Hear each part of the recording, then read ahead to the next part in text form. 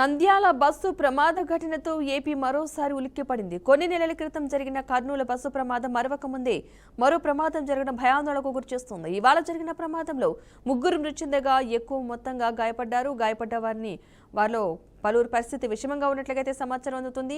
మంత్రి బీసీ జనార్దన్ రెడ్డి ఆరా తీశారు. ఈ అంశానికి సంబంధించి క్షతగాతులకు మెరుగైన చికిత్స అందించాలని ఆదేశాలైతే జారీ చేయడం జరిగింది. నంద్యాల ప్రభుత్వ ఆసుపత్రిలో క్షతగాతులకు చికిత్స అందిస్తున్నట్లుగా చెప్పారు. ఇక ఇందులో పలువురు పరిస్థితి విషమంగా ఉందని వారి వివరాలు సేకరిస్తున్నట్లుగా వివరించారు. మొత్తంగా ఏఆర్బీసీవీఆర్ ట్రావెల్స్ బస్సు అగ్నికి ఆహుతైనట్టుగా తెలుస్తోంది. ఈ ప్రమాదంలో ముగ్గురైతే మృతి చెందారు. పలువురికి గాయాలైనట్టుగా తెలుస్తుంది. గాయాలైన వారిలో పలువురు పరిస్థితి విషమంగా ఉన్నట్లుగా తెలుస్తుంది. వారికి మెరుగైన చికిత్స అందిస్తున్నారు. కంటైనర్ లారీని బస్సు ఢీకొట్టడం వల్ల ఈ ప్రమాదం జరిగినట్టుగా తెలుస్తుంది. ప్రమాదంలో lorry driver, cleaner, bus driver కూడా మృతి చెందారు. ప్రయాణికుల ప్రాణాలు కాపాడినట్టుగా తెలుస్తుంది. క్లీనర్ అయితే మొత్తంగా ఈ నంద్యాల బస్సు ప్రమాద ఘటనతో ఏపీ మరోసారి ఉలిక్కిపడిందని అనుకోవాలి. కొన్ని నెలల క్రితం జరిగిన కర్నూలు బస్సు ప్రమాదం మరొక ముందే మరో ప్రమాదం జరగడం నిజంగా భయాందోళనకైతే గురిచేస్తుంది. ఇదే అంశానికి సంబంధించిన పూర్తి సమాచారాన్ని మా ప్రతినిధి బసవరాజు లైవ్ ద్వారా అందించే ప్రయత్నం అయితే చేస్తారు. బసవరాజు, చెప్పండి, ఈ ఘటనకు సంబంధించిన మరిన్ని వివరాలు ఏంటి అసలు? ఉమ్మడి కర్నూలు జిల్లాలో నంద్యాల జిల్లా సిరివెల వద్ద ఈ రోజు అర్లీ మార్నింగ్ 2 గంటల సమయంలో జరిగిన ఈ ప్రమాదం అయితే ప్రజల్ని కొంత ఆందోళనకు గురి చేస్తూ ఉంది. ఉమ్మడి కర్నూలు జిల్లాలో ఇటీవల మనం చూసాం, అంటే వరుసగా బస్సు ప్రమాదాలు జరిగి ప్రయాణికులు సజీవ దహనం అవుతున్న పరిస్థితులు గమనిస్తా ఉన్నాము. గత 4 నెలల క్రితం కర్నూలు సమీపంలో బస్సు దహనమై 19 మంది బస్సు దగ్ధమై 19 మంది సజీవ దహనం అయ్యారు.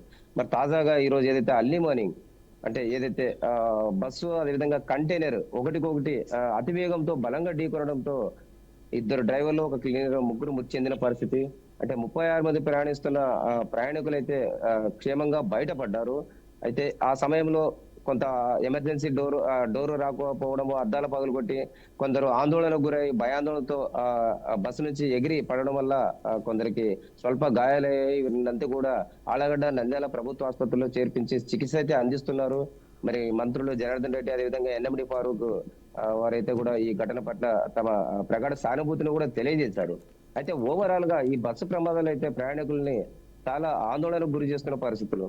అయితే ఏదైతే సుదూర ప్రాంతాల్లో మాక్సిమం రాత్రి వేళల్లో బస్సు ప్రయాణాలు జరుగుతూ ఉంటాయి. ప్రధానంగా ప్రైవేట్ ట్రావెల్స్ ఇప్పుడు ఏదైతే మనం చెప్తున్నట్లు ఏదైతే విసిఆర్ ఈ బస్సు కావచ్చు, గతంలో వేమూరి ట్రావెల్స్ కావచ్చు, ఇవన్నీ కూడా ఎందుకు ఈ ప్రమాదాలు జరుగుతున్నాయి, అకారణంగా ప్రయాణికులు ఎందుకు చనిపోతా ఉన్నారనేది ఇప్పుడు డాలర్ల ప్రశ్నగా మిగులుతా ఉంది. అంటే లోపం ఎక్కడ?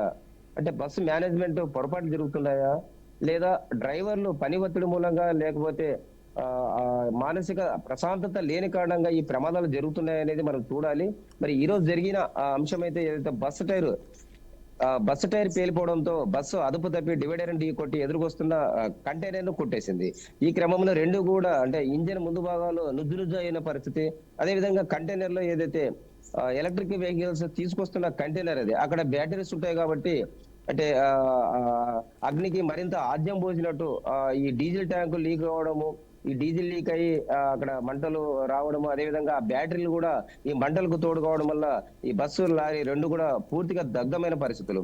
మరి అటువైపు ఆ రాత్రి అటువైపు వస్తున్న ఒక డీసీఎం డ్రైవర్ అంటే ఈ ప్రమాదాన్ని ఇక్కడ ఈ ఘటనను పసిగట్టి కొంత బస్సులో ఉన్న ప్రయాణికులను అప్రమత్తం చేసి కొంత అద్దాలు పగులు కొట్టి ఆ క్లీనర్ సహాయంతో ఒక చాలా మందిని కూడా డోర్ అంటే కిటికీల ద్వారా అదేవిధంగా డోర్ తీసి బయటికి రప్పించడంతో పెద్ద ప్రమాదమే తప్పింది. లేకపోతే పనులు జరిగినట్టు మరి ప్రయాణికులు కొంతవరకు నష్టం జరిగేది లేదా ప్రాణాలు పోగొట్టుకునే వాళ్ళు.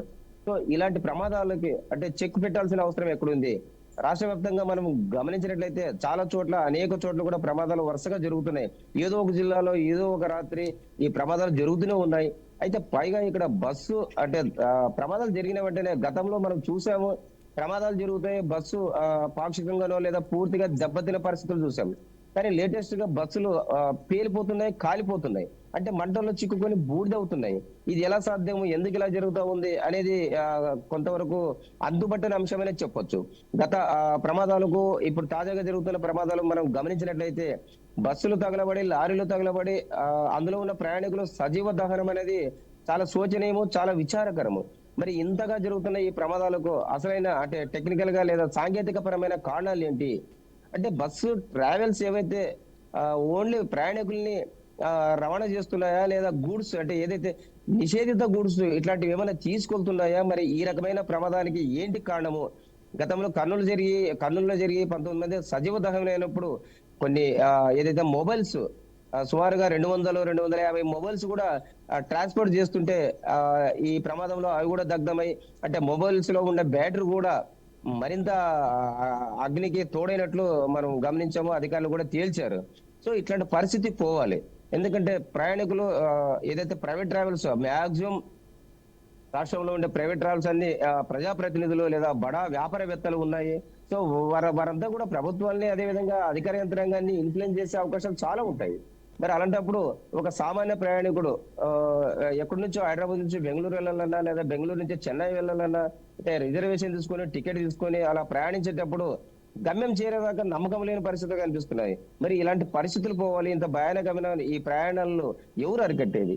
అంటే ప్రభుత్వాలు అరికట్టాలా, ప్రభుత్వ యంత్రాంగం అరికట్టాలా, లేకపోతే బస్సు మేనేజ్మెంట్ ఎవరికి వాళ్ళు శ్రద్ధ లేదా చర్యలు తీసుకోవాలా అనేది ఎవరికి అర్థం కాని పరిస్థితి. అంటే సాధారణంగా ప్రభుత్వాలు బాధ్యత వహించాలి ఇలాంటి ఘటనలకు పూర్తి స్థాయిలో. అదే విధంగా ఈ ప్రైవేట్ ట్రావెల్స్ యాజమాన్యాలు ఫిట్నెస్ ఉన్నాయా లేదా, లేదా కొందరు ఏదైతే సిట్టింగ్ అనుమతులు పొంది ఉంటారో ప్రభుత్వం నుంచి లేదా ఆర్టీఓ వాళ్ళ నుంచి ఆ సిట్టింగ్ సీట్ల నుంచి వారు ఏదైతే దాన్ని మళ్ళీ ఇంత ఎన్లార్జ్ చేసుకొని లేదా కొంచెం విస్తరించుకొని ఆ స్లీపింగ్ చేసుకోవడం గతంలో కర్నూలు జరిగిన ప్రమాదం ఆ బస్సు గమనిస్తే ఆ విధంగానే చేసుకున్నారు. ఓవరాల్ గా ఏదైతే వాళ్ళు తీసుకున్న వేరే రాష్ట్రాల్లో అనుమతులు పొందింది ఒకటి, దాన్ని ఏదైతే స్లీపర్ గా మార్చుకున్న పరిస్థితి. అది కూడా స్లీపర్ అంటే వాళ్ళు ఆ బస్సులో చాలా కంజెస్టెడ్ గా ఇరుకుగా బెర్తులు ఏర్పాటు చేయడం మూలంగా ఏదైనా జరగరాని జరిగితే అక్కడ నుంచి ప్రయాణికుల కిందికి రాని పరిస్థితి. ఒకరిని ఒకరు తోసుకునే క్రమంలో అంటే ఆ దారి అక్కడ బస్సు మధ్యలో ఒకరు వస్తుంటే ఒకరు ఎదురు వెళ్ళలేని పరిస్థితి, అంత ఇరుకుగా చేసిన పరిస్థితి. గతంలో 19 మంది సజీవ దహనమైనప్పుడు ఇదే ప్రధాన కారణంగా మనకు తెలిసింది. అంటే వాళ్ళు బయటకు రాకుండా అక్కడే ఒకరినొకరు తోసుకుంటూ కూడా చనిపోయారు. సో ఈ విధంగా అంటే బస్సులు నడిపించే వాళ్ళు కావచ్చు లేదా బస్సు నిర్వాహకులు కావచ్చు, యజమానులు కావచ్చు, అంటే డబ్బే ప్రధాన లక్ష్యమా లేదా ఆదాయమే సమకూర్చుకోవడమే వాళ్ళ యొక్క ధ్యేయమా ఏంటి? అంటే బతుకులు బుగ్గిపాలైన ప్రయాణికులు అకారణంగా మరణించిన అంటే ఇక్కడ చనిపోయిన వాళ్ళు ఒక్కటే బాధ్యులని మనం చెప్పలేం. కానీ ఒక వ్యక్తి ఒక కుటుంబంలో చనిపోయాడంటే మొత్తం మీద ఆ కుటుంబంతో కూడా బజార్న పడుతున్న పరిస్థితి. ఇలాంటి ఘటనలు జరిగినప్పుడు ప్రభుత్వాలు స్పందించి లేదా మంత్రులు ముఖ్యమంత్రులు స్పందించి వారికి ఎక్స్గ్రేసియా ప్రకటించడం పెద్ద విశేషమేం కాదు. ఎందుకంటే ఆ ఇచ్చిన ఎక్స్గ్రేసియాతో వాళ్ళ ప్రాణాలు తిరిగి రావు, అదేవిధంగా వాళ్ళ కుటుంబంలో తీరని ఏదైతే శోకసంద్రాన్ని పూర్తిగా నివారించలేవు.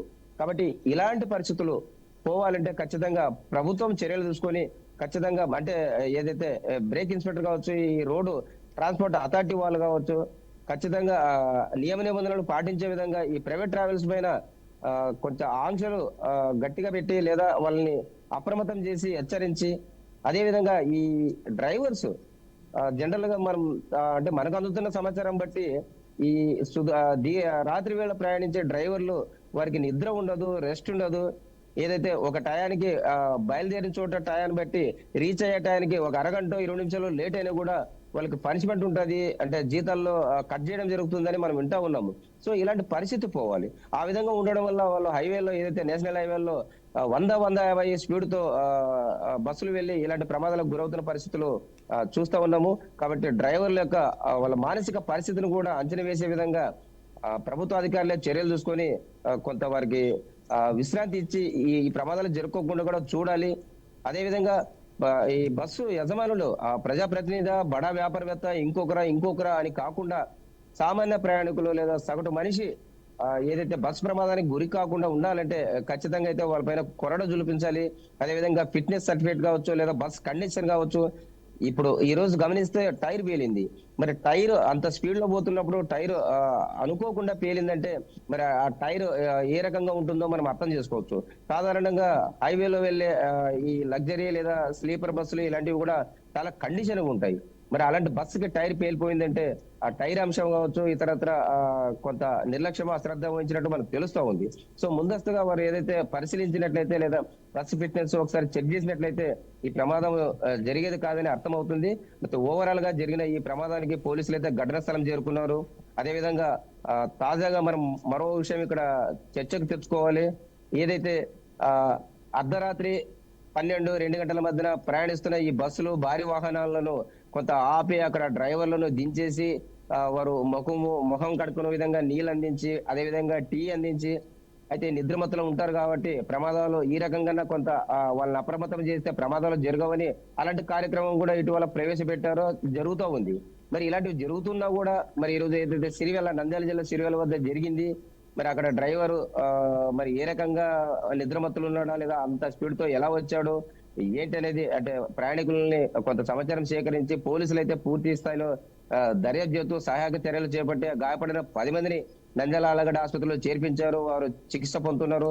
అందులో ఒకరిద్దరు కూడా కొంత పరిస్థితి సివియర్ గా ఉంటే మెరుగైన వైద్యం కోసం కూడా ఏదైతే రాష్ట్ర మంత్రులు రెఫర్ చేసిన పరిస్థితులు, మరి ఈ పోలీసు దర్యాప్తు నిజాలు ఏంటి, ఆ బస్సు ఆ విధంగా లేదా లారు రెండు కూడా దగ్ధమవడానికి ఏంటి కారణాలు అనేది ఫోరెన్సిక్ సిబ్బంది వచ్చి మరి తేల్చాల్సిన అవసరం ఉంది. Right, thank you Basavaraju.